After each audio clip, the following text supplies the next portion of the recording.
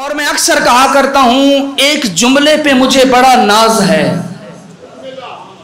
یہ جملہ جب سے اللہ نے مجھے عطا کیا ہے نا، مجھے اس جملے پہ بڑا ناز ہے، اور میں بڑی خوشی سے مومنوں کو سناتا ہوں کہ مومنوں اس جملے کو سنا کرو. اگر یہ ایک جملہ ذہن میں رہ گیا نا، کبھی بھی غلو کی حد کراس نہیں کرو گے.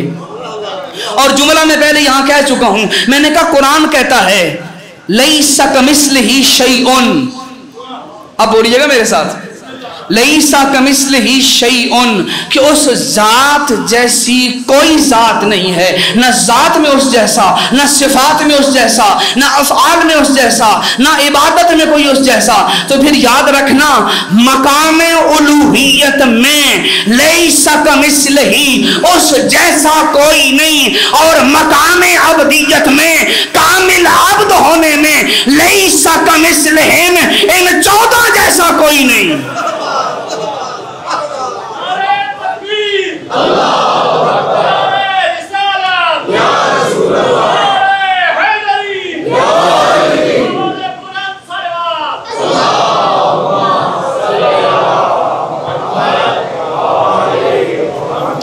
وہ لیس کمثلہ ہے. سلامتی کے لیے بابا دے بلند تر سلوات. اللہم صلی علی محمد و آل محمد.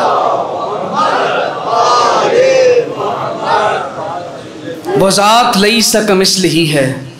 مقام الوہیت میں آسان کروں بچوں کے لیے آسان، اللہ ہونے میں اس جیسا کوئی نہیں، اور اس کے کامل ترین عبد ہونے میں ان 14 جیسا کوئی نہیں.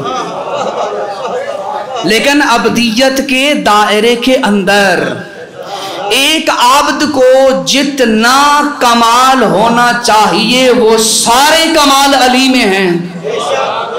ایک کامل بندے کے اندر جتنی خصوصیات ہونی چاہیے وہ ساری علی مولا میں پائی جاتی ہیں. لہذا اس لیے کہا خبردار، کبھی بھی ہمیں عبدیت کے دائرے سے باہر نہ نکالو. عبدیت کے دائرے سے نہ نکالو، پھر تمہارا جو جی میں آئے کہو، تم کبھی ہماری فضیلت تک نہیں پہنچ سکتے. عبدیت کے دائرے میں لا محدود فضائل کے حامل ہیں یہ 14.